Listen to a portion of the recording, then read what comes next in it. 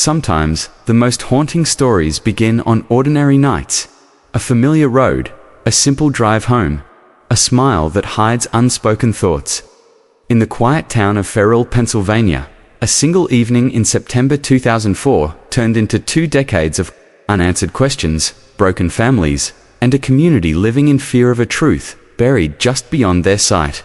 A 19-year-old nursing student stepped out of a college party, climbed into her old green Honda Civic, and disappeared into the mist.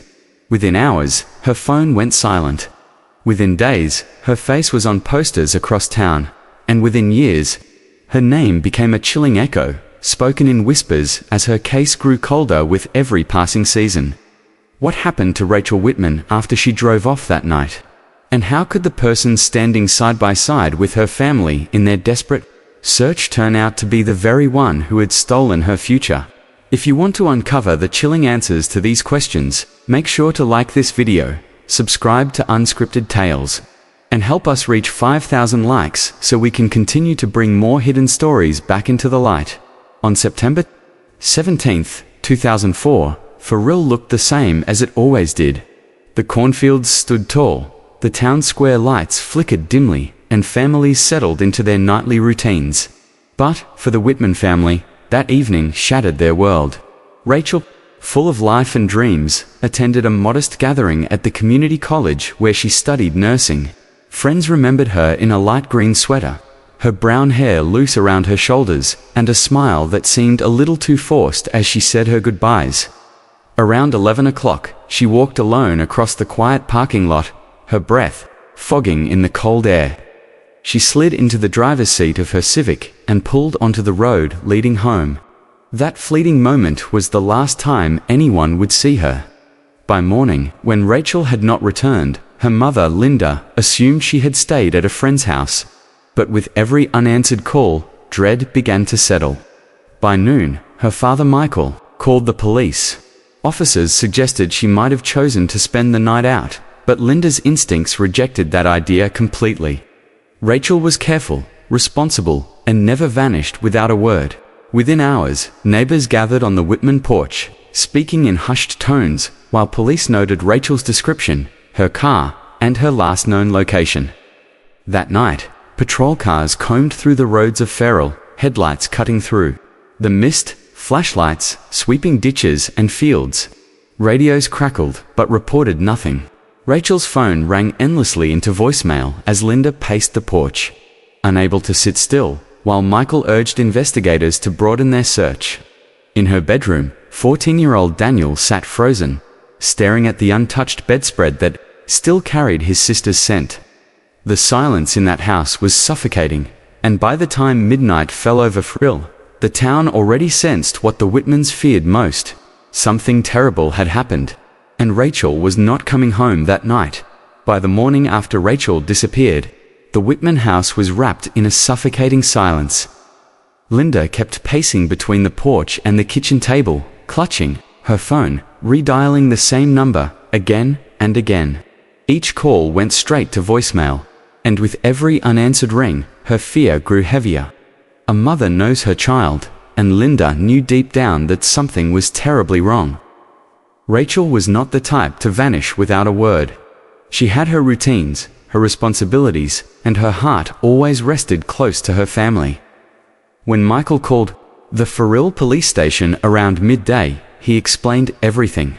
Their daughter had not come home, her phone was dead, and none of her friends had heard from her. At first, the officers tried to calm him. They said she was 19, maybe she had decided to spend the night away from home. They promised to make a note of it, but the words only burned Linda's patience. She insisted again and again that Rachel would never stay away without letting her family know. After hours of her persistence, the officers finally opened an official missing person case. Investigators began with the only place they could. They went back to the party Rachel had left the night before. Friends repeated the same small fragments. Rachel had seemed quieter than usual, though she still wore that polite smile. She left just before 11 o'clock, stepping into the mist alone. One classmate remembered offering to walk her to her car, but Rachel had shaken her head, saying she wanted time by herself. That was all anyone could give. Fragments of memory, nothing more. By evening, whispers started moving across town. Neighbors arrived at the Wittmann home, some carrying warm coffee, others only bringing silence and a shoulder to lean on. The air inside the house was thick with dread, but no one wanted to leave the family alone. Friends huddled together in the living room, speaking quietly, trying to make sense of what was happening.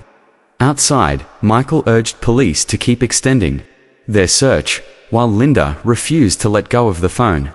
In Rachel's room, her younger brother Daniel sat on her bed with wide eyes, gripping the sweater she had left on her chair as if it could bring her back. As the sun went down that night, Fairill's streets changed. Flyers with Rachel's photograph, hastily printed by friends, began to appear on telephone poles, in shop windows, and along the bus stops. Neighbors walked door to door with stacks of them, taping Rachel's face everywhere a passerby might look. Her brown hair, her gentle smile, her green Honda Civic details meant to burn into memory. By midnight, the entire town felt it. A young woman had vanished, and the calm streets of Fairill were no longer calm. The disappearance of Rachel Wittmann was no longer just the worry of a single family. It had already become the weight of an entire community. But as the first wave of searches spread across the town, what lay waiting in the shadows would soon shake Fairill even deeper. 2 long days had passed with no trace of Rachel, and hope was beginning to thin. Then, on the morning of the 3rd day, a call came into the Fairill police station that changed everything. A janitor at the Walmart parking lot, just a few miles from the Wittmann home, had spotted something lying near the edge of the pavement. When officers arrived, they found a phone and a wallet. The moment Linda was called to the station, her heart sank, because they belonged to her daughter. Inside the wallet were Rachel's driver's license, her student ID, and even the cash she had carried. Nothing was missing. Nothing had been taken.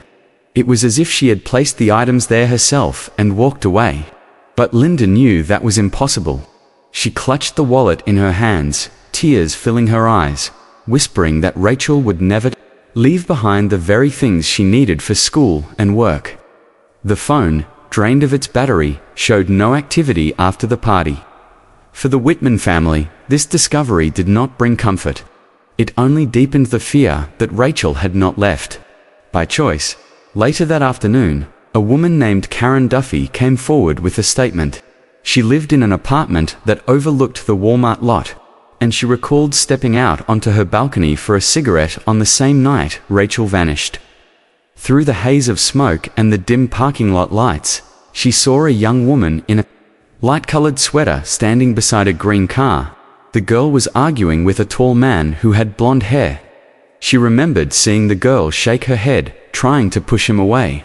Then, moments later, when she looked again, both of them were gone. The description was enough for police to draw up a rough sketch of the man, but the details were too vague.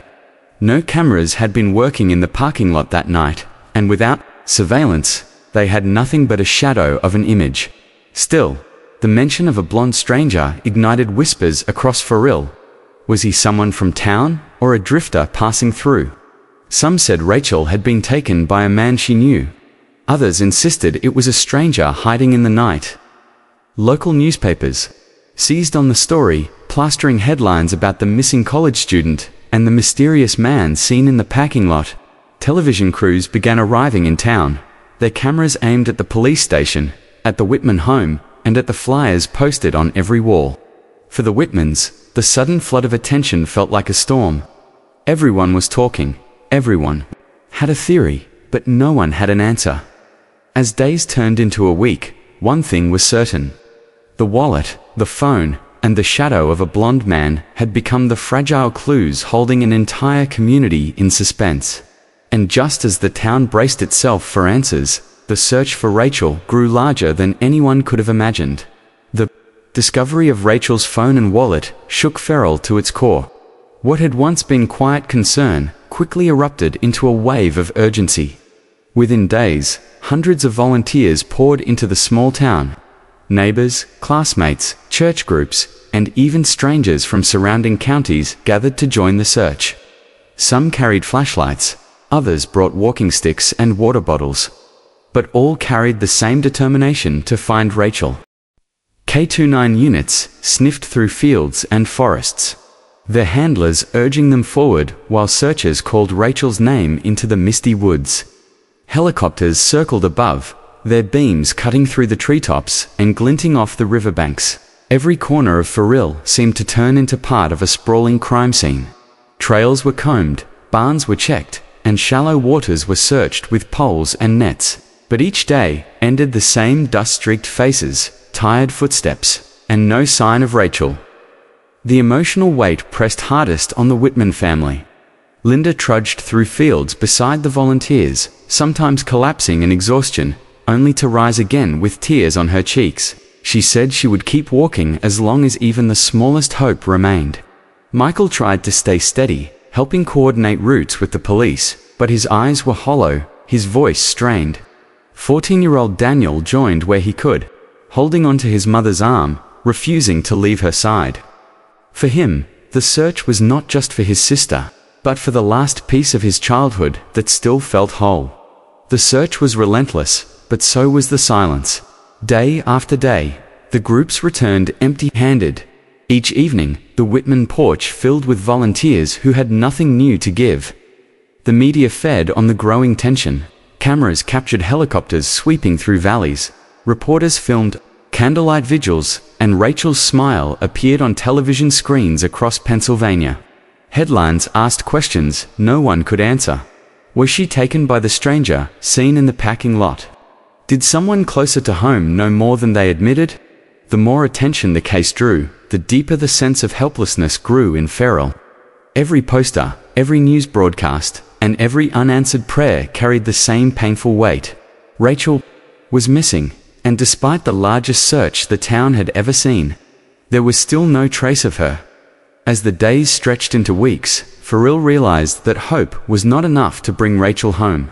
And the longer the silence lasted, the more fear began to settle in. What the community did not yet know was that their desperate search would soon meet the coldest truth of all. Weeks of searching stretched into months, and months turned into years. By the autumn of 2006, 2 long years after Rachel vanished, the investigation had reached a painful standstill. Every lead had been followed, every piece of evidence examined, and every witness questioned again and again. Still, there was nothing new to move the case forward. The police made the decision that no family ever wants to hear. Rachel Wittmann's disappearance was officially declared a cold case.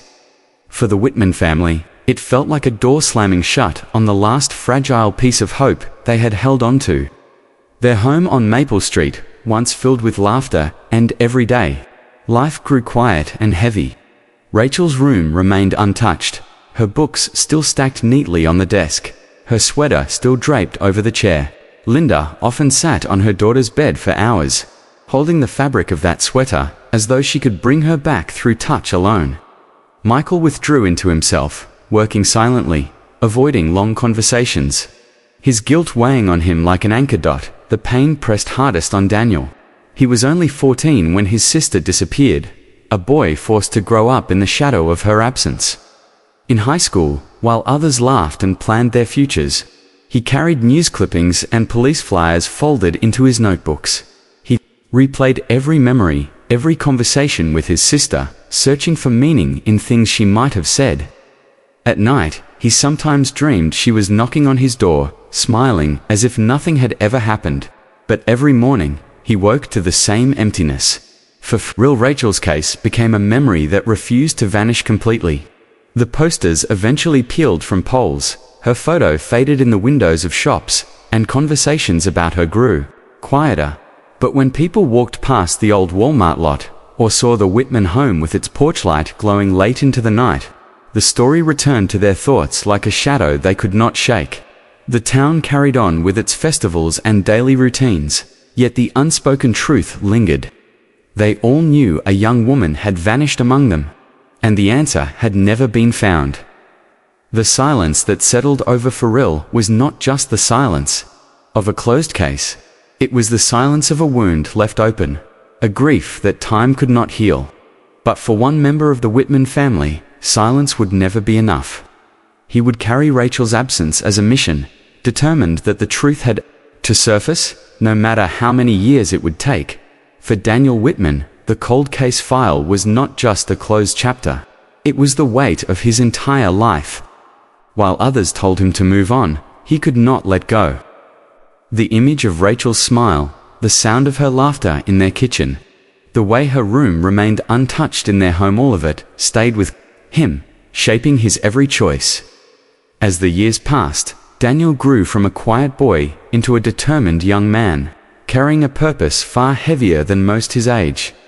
When he entered college, Daniel chose to study criminology. His classmates spoke of careers in law enforcement, investigation, or security. But for him, the reason was always personal. Every lecture, every case study, every long night buried in research was another step toward understanding the unanswered questions around his sister's disappearance. He often told himself that if Rachel could not speak for herself, he would speak for her. After graduation, Daniel joined Cold Case Pennsylvania, a non-profit group made up of retired detectives and investigators who devoted their time to reopening forgotten cases. For Daniel, this was not just work, it was his life's mission. He studied not only Rachel's files, but also the files of countless others who had vanished across the state. He read reports until his eyes blurred, mapped out crime scenes, and pored over forensic records that had once seemed impossible to interpret when he was younger.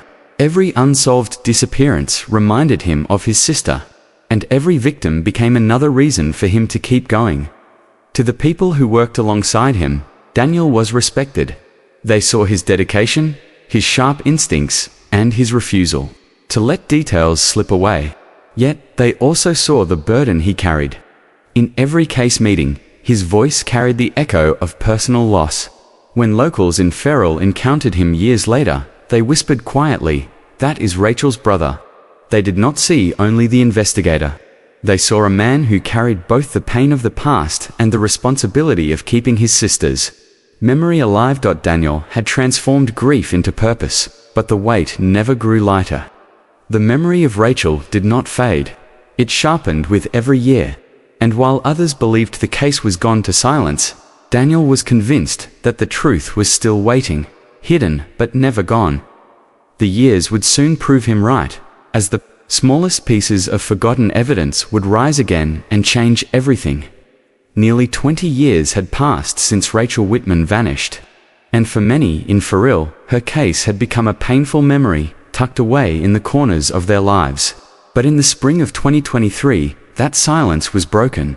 A new federal program was launched to provide funding for the re-examination of cold cases across the country, giving local departments the chance to revisit evidence with modern technology that had not been available in 2004. Rachel's case was among the first to be reopened. The Pennsylvania State Police assigned Lieutenant Karen Morales to lead the investigation.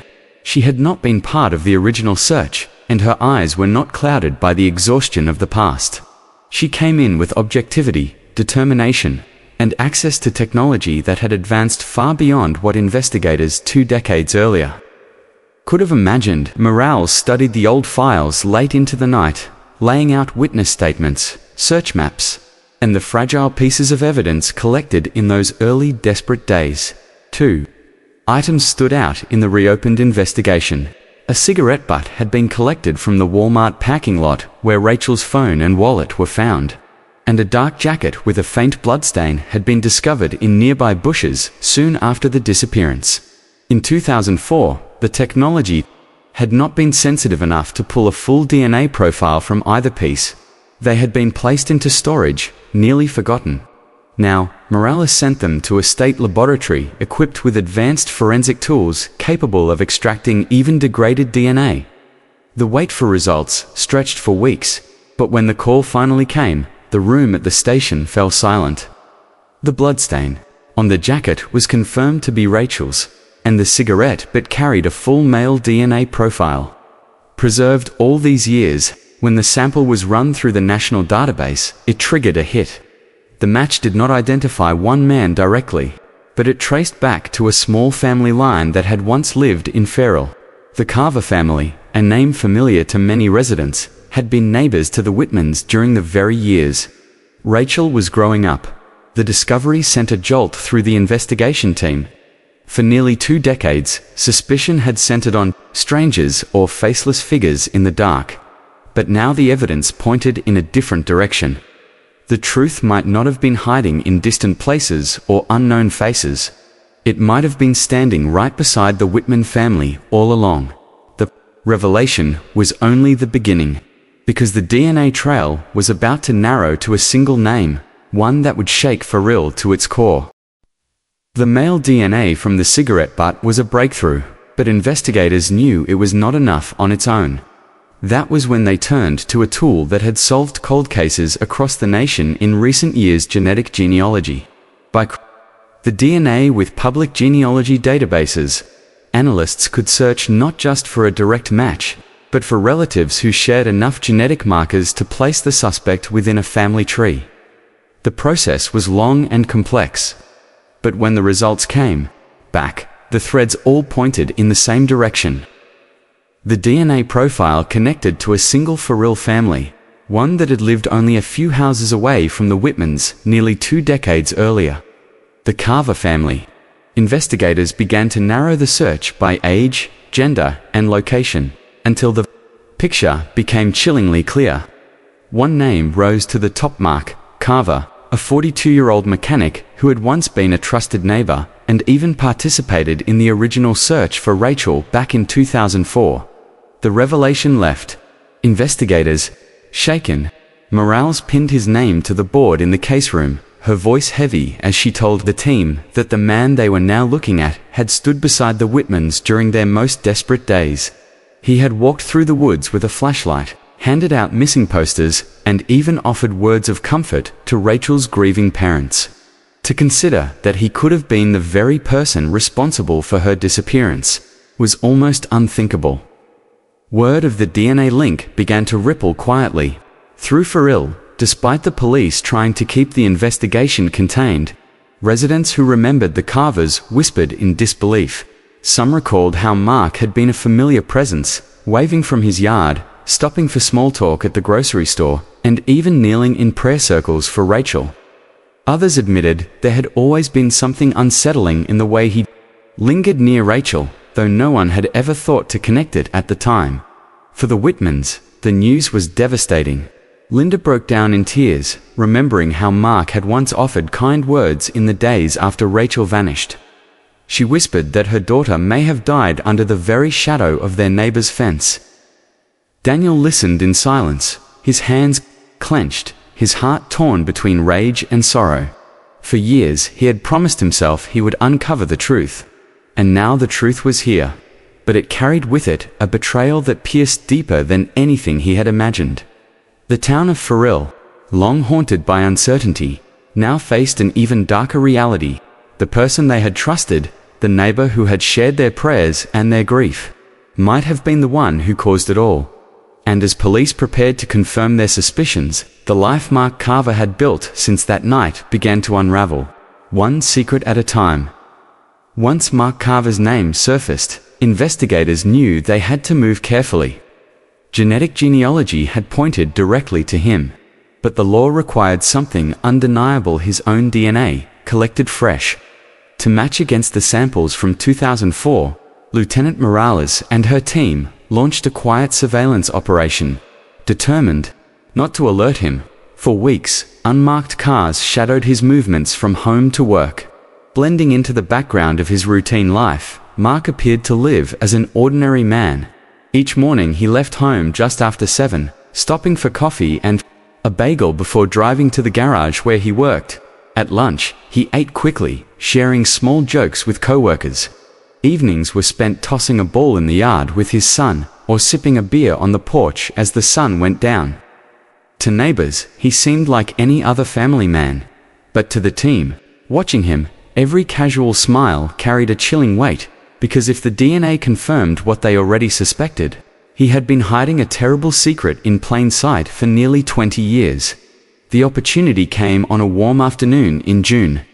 After finishing his shift at the garage, Mark sat outside with a coworker, drinking a beer from a can.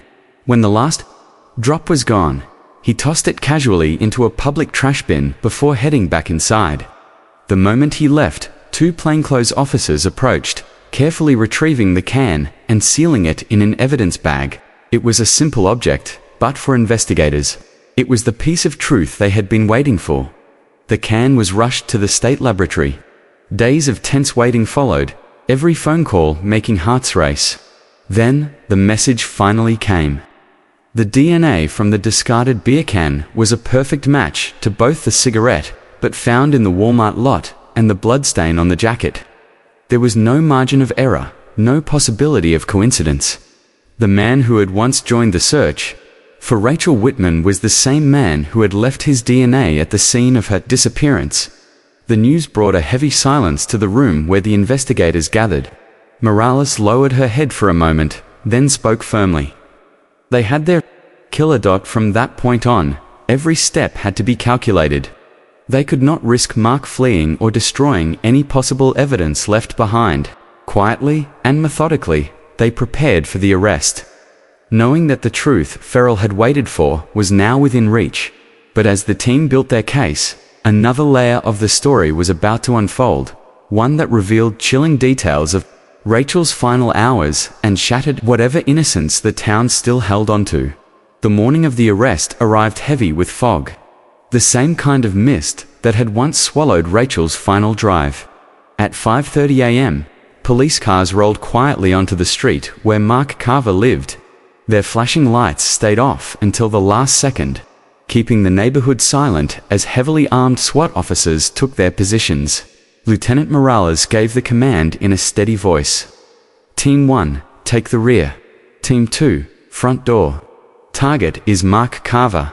The knock was not gentle. It was sharp and forceful, echoing through the still dawn. Pennsylvania State Police, open the door now. Inside, confusion erupted. Mark's wife clutched their youngest child in panic, while their teenage son stumbled into the hallway, stunned by the shouting. Mark himself appeared in a crumpled t-shirt, eyes wide, frozen between fear and disbelief. Before he could react, the door burst open and officers surged inside, weapons raised. Morales stepped forward, her voice cold and firm. Mark Carver, you are under arrest for the first-degree murder of Rachel Wittmann. Handcuffs clicked around his wrists as his wife screamed and collapsed to the floor. Neighbors, roused by the commotion, stepped out onto porches, their faces pale in the flashing red and blue lights. They stared in disbelief as the man they had greeted for years was led down his front steps in chains. A woman covered her mouth, whispering through tears that they had lived beside a monster. Another shook her head, unable to accept it. Within hours, the news swept across Fairill. Reporters flooded the small town, capturing the image of Mark being escorted to a patrol car, his head bowed, his life as a trusted neighbor shattered in seconds. The man who once joined the search parties, who handed out flyers, who prayed in church for Rachel's return, was now accused of being the one who had silenced her. The call to the Wittmann family came soon after. Linda nearly collapsed when she heard his name. My daughter finally has justice, she whispered, though her tears revealed that the relief was tangled with unbearable grief. Michael sat quietly, fists clenched, his silence carrying the weight of 2 decades of guilt and sorrow. Daniel, hearing the words, shouted in rage before breaking down, his body shaking as the truth settled in. The man who had walked beside them through the woods, flashlight in hand, was the very man who had buried their hope. That morning became a turning point for Fairill. Justice had finally knocked, but so had the chilling realization that the predator they had feared was not a stranger lurking in shadows. He had been their neighbor, their friend, their fellow searcher, and his silence had hidden the truth for nearly 20 years. Yet the arrest was only the beginning. As investigators pressed deeper, the horrifying details of Rachel's final night would finally come to light in the days following his arrest. Mark Carver sat silently in the stark interrogation room, his eyes fixed on the cold metal table. Investigators pressed him with evidence, the DNA matches, the jacket, the cigarette butt. The years of suspicion now laid bare. At first, he barely spoke. Then, in a hoarse and trembling voice, he muttered his first explanation. It was an accident. He claimed that he had argued with Rachel at the Walmart parking lot, that she fell and hit her head, and in panic. He did not know what to do. But the investigators had spent nearly 2 decades waiting for this moment. They knew his story did not match the evidence. Old forensic files were re-examined, and they revealed what had been overlooked years earlier. Rachel's neck bones showed clear signs of strangulation. This was not a fall. This was not an accident. It was deliberate force. Morales placed the photos before him and said calmly but firmly, "Rachel fought back. She scratched your skin. This was not a mistake. This was murder." Mark's silence stretched until it cracked under the weight of proof. His words shifted, fragmented, part denial, part confession. He admitted that he had approached Rachel in the parking lot, tried to talk with her, and when she refused, the argument grew heated. As she tried to leave, he grabbed her in a fit of rage. She struggled, she resisted, but his hands tightened around her neck until her body went limp. The investigators pressed further, asking the question that had haunted the community for 2 decades. Where was Rachel? That was when the truth spilled out in a way that left the room frozen. Mark confessed that he buried her body in a small patch of woods, not far from the Wittmann home. But when the searches began, with helicopters circling and volunteers combing the forests, he panicked. In the dead of night, he returned and moved her. And when he feared the new location was too close to search routes, he moved her again. He admitted that he had relocated Rachel's body at least 3 times in those first few months after her disappearance, each time staying a step ahead of the desperate community that was unknowingly closing in on her. While volunteers walked with flashlights, calling her name into the trees, Mark had stood beside them, pretending to search, while secretly knowing she was buried elsewhere. The confession devastated everyone who heard it. For Daniel, it was like being torn in two. He remembered searching those very woods with his mother, Rachel's name echoing from their lips, while the killer had walked right next to them, hiding his crime behind feigned concern. Linda wept uncontrollably, unable to believe that her daughter had been so close to discovery, only to be stolen away again by the hands of the man who had shared her grief. Even the volunteers who once searched felt betrayed. Many recalled Mark's dedication, how he had urged them to keep digging, how he had seemed more committed than most. Now they realized it had all been a performance, a way to control the search. To lead them away from the truth, Mark's chilling admissions left Fairill reeling. It was no longer only about a murder, but about 20 years of deception, manipulation, and betrayal. And while the truth was devastating, it paved the way for the moment the Wittmann family had waited for, the chance to see justice delivered in a courtroom by the spring of 2024. The case that had haunted Fairill for 2 decades finally arrived. Inside the courthouse, from early morning, crowds gathered on the steps. Reporters set up cameras. Townspeople filled the benches, and the air was heavy with anticipation. For many, this trial was not only about Rachel Wittmann, it was about a community betrayed, a family broken, and a truth that had been buried for far too long. Inside, Mark Carver sat in the defendant's chair. Dressed in an orange jumpsuit, his face gaunt, hair flecked with grey, he avoided the eyes of those who had once trusted him. The same people who now waited to hear the verdict that would decide his fate. Across the courtroom, the Wittmann family sat quietly, Linda clutching Daniel's hand with trembling fingers, her eyes tired but unyielding. The prosecution began with the evidence that had reopened the case. The cigarette butt from the Walmart lot, the blood-stained jacket, the advanced DNA analysis that left no room for doubt. Experts testified that the genetic match to Mark Carver was absolute, and the science spoke with a clarity no denial could.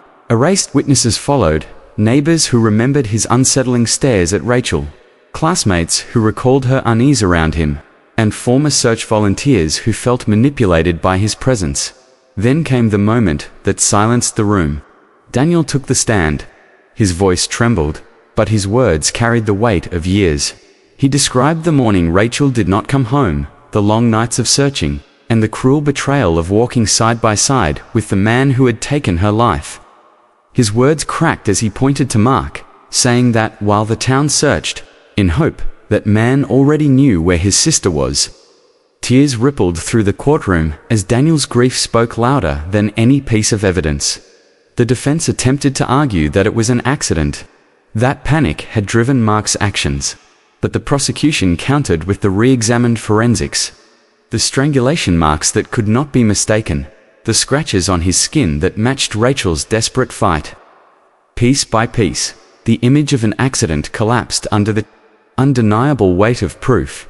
When the jury returned after deliberation, the room held its breath. The foreman stood, his voice steady, guilty of first-degree murder. Mark Carver was sentenced to life in prison without the possibility of parole. For the Wittmanns, the verdict was both a victory and a wound. Linda wept, whispering that her daughter finally had a voice.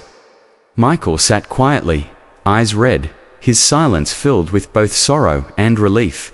Daniel held his mother as she shook, knowing that justice had come, but also knowing it could never bring Rachel back. As Mark was led away in chains, his eyes empty, the weight of 2 decades of silence finally lifted. But for Fairill, the trial was not the end. It was the beginning of reckoning with the betrayal of trust that had lived among them for 20 years. When the verdict was read and Mark Carver was sentenced to life in prison, Fairill did not breathe a sigh of relief. Instead, the small town sank into a storm of emotions it had never known before. Some residents could not reconcile the image of the man they once trusted with the truth revealed in court. To them, Mark had been a quiet neighbor, a mechanic who fixed cars, a father who played with his children in the yard. One older man shook his head, saying he had known Mark since he was a boy and could not believe the same man had murdered Rachel. His voice cracked as he admitted he still struggled to accept it. But many others were consumed by anger. They shouted during community meetings, furious that the police had let the case grow cold for nearly 20 years. 20 years the Wittmann family lived in despair while the killer lived freely among them. A woman stood in tears, demanding answers. Without new technology, would justice ever have come? Or would Rachel's killer still be walking beside us today? Her words echoed what many feared, that without progress in science, truth might have remained buried forever. The story of Rachel Wittmann spread far beyond the borders of Fairill. Major newspapers ran bold headlines. National news channels aired the trial, framing it as proof of how modern DNA technology could solve even the most hopeless cases. True crime programs dissected every detail, while talk shows debated whether thousands of other cold cases across America could be solved if resources were given. Families of missing loved ones called police departments across the country, clinging to hope that Rachel's case could pave the way for their own. But for Fairill, the attention brought more pain than pride. Mark's family became the unwilling bearers of his crimes. His wife quietly left town with their children, unable to endure the stares and whispers. Relatives who remained in the area were shunned. Children were bullied in schools, and the Carver name, once ordinary, became a mark of shame. A teacher spoke softly, saying they did not commit the crime, but their lives were shattered all the same. The betrayal cut deeper than the crime itself. People remembered Mark standing in prayer circles, kneeling at church services, handing out flyers with Rachel's face. To learn that all of it had been a disguise, a mask hiding his guilt, left the community reeling. A pastor stood before his congregation and said, with a trembling voice, "He smiled with us while knowing the truth. He was never searching for Rachel. He was hiding her." Fairill, once known for cornfields and quiet festivals, was now known for a haunting story of trust broken in the most unimaginable way. And yet, amid the pain, one question remained heavy in the air. How does a town heal when the predator it feared was not a stranger in the shadows, but a man who lived just beyond the fence? On a cool autumn evening, 20 years after Rachel's disappearance, the town of Fairill gathered once again, but this time there were no search parties, no flashlights sweeping the woods, no frantic whispers of where she might be. Instead, Central Park glowed with the soft light of hundreds of candles. Families stood shoulder to shoulder, some with tears in their eyes, some with children too young to remember the day Rachel vanished, but old enough to know her story. At the center of the park stood a simple plaque that bore her name. It read, Rachel Wittmann, 1985 to 2004, never forgotten. Beside it, a photo showed Rachel smiling in a summer dress, her eyes full of life, her future ahead of her. Daniel stepped forward first. His voice trembled, but it carried strength. He lit a candle, knelt by the plaque, and whispered, "Sis, you finally have justice. But I wish it had not ended this way." Then he turned to the crowd, speaking from the weight of 20 years. "We are not only remembering Rachel tonight, we are remembering every victim who still waits for justice." His words struck deep.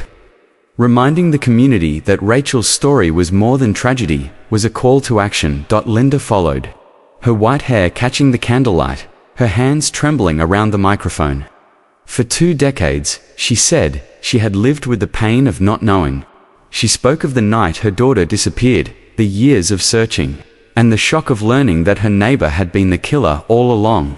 Her voice broke as she admitted, "Justice came, but no sentence will ever bring my daughter home. All we can do is keep her memory alive." Yet through her tears, she also gave a message of hope. Without new technology, without the people who never gave up, she said, this truth would never have come. And if Rachel's case can be solved after 20 years, there is hope for others.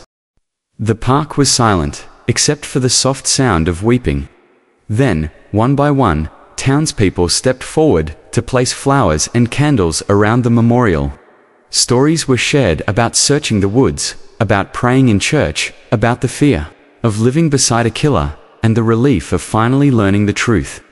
The circle of light grew brighter as more candles flickered, symbols of memory and unity. Fairill, once divided by disbelief and anger, was brought together again by Rachel's legacy. Parents brought their children forward, teaching them her story, reminding them that vigilance and compassion matter. Strangers held hands, their faces lit by the glow of flames that swayed in the evening breeze. For Daniel, the vigil was not an ending. He promised to continue his work with Cold Case Pennsylvania, to fight for other families who still lived in the shadows of unanswered questions. His vow was not only for Rachel, but for every victim whose voice had been silenced. That night, as the candles burned low and the crowd began to leave, one truth remained clear in the hearts of all who stood there. Justice may come late, but memory never dies.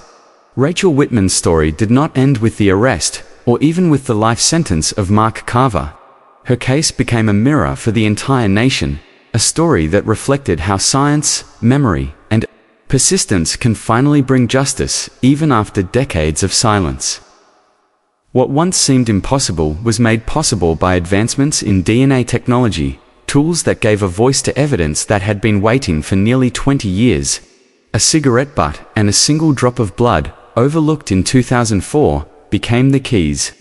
That unlocked the truth. It reminds us that no matter how much time passes, progress in science can change everything for families. Still waiting for answers, but Rachel's story also showed the importance of listening to small warnings within.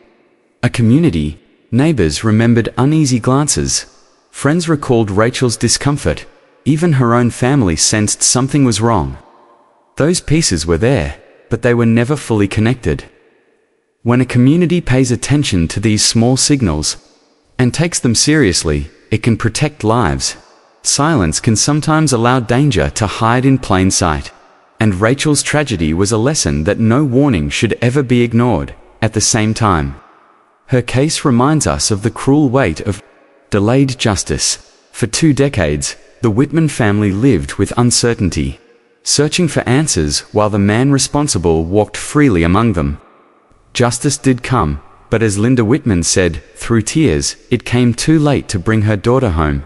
The story teaches that every day lost in an investigation deepens the wound and steals years of peace from families. And yet, despite the sorrow, Rachel's memory has become a flame of hope.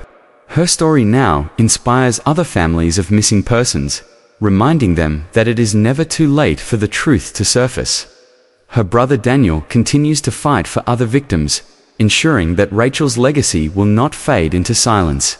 Here, at Unscripted Tales, we share these stories because they matter. They are not just about tragedy, but about memory, resilience, and the search for truth. Rachel Wittmann's story is proof that even after decades, justice can still rise. If you are still watching this story, it means it touched you deeply.